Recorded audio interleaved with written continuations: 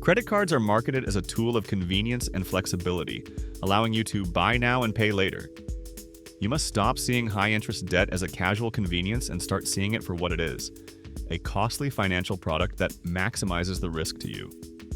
To measure the cost of this debt, you must understand the annual percentage rate, or APR. The danger lies in the revolving nature of the debt. If you carry a balance from one month to the next, the bank charges interest. This interest is then added to your principal balance, and next month, you are charged interest on the new, higher balance. This is negative compounding interest at work. If you pay your balance in full every month, the cost of credit is zero.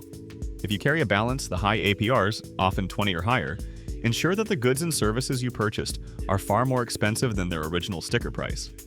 Let's look at a concrete example of how this compounding interest traps borrowers. Imagine you have a $5,000 credit card balance with a typical APR of 20. If you commit to paying that debt off, you can clear it quickly. But the most common financial failure is relying solely on the minimum monthly payment. These minimum payments are often calculated as a tiny percentage of the outstanding balance, plus all the accrued interest. As your balance slowly decreases, the minimum payment required also decreases, which seems helpful. But this lower minimum payment is deceptive because it primarily services the ongoing interest charge, barely touching the original balance. Studies show that a debt of this size, paid only by minimum payments, can take over 11 years and 5 months to clear. That extended payoff period maximizes the total amount of interest paid to the creditor, potentially doubling the original cost of everything purchased. This mechanism is one of the biggest threats to wealth accumulation because it actively and exponentially works against your savings efforts. The lesson here is not that all debt is evil. Debt is a tool, and we must distinguish between good debt and bad debt.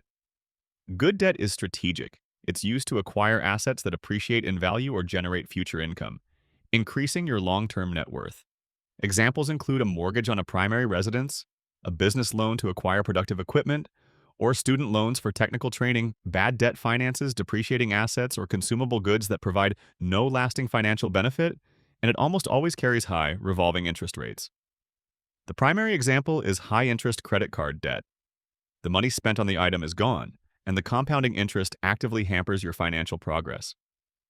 When you use a high-interest credit card, you are betting that the fleeting pleasure of consumption is worth paying exponentially more for over a decade. Your actionable plan for this lesson is mandatory.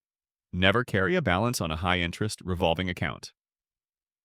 If you already have existing debt, you must prioritize its elimination immediately, using strategies like the debt avalanche method to minimize the total interest paid. By viewing credit cards with caution and ensuring you pay your balance in full every month, you utilize their convenience while permanently avoiding the devastating exponential cost of revolving interest.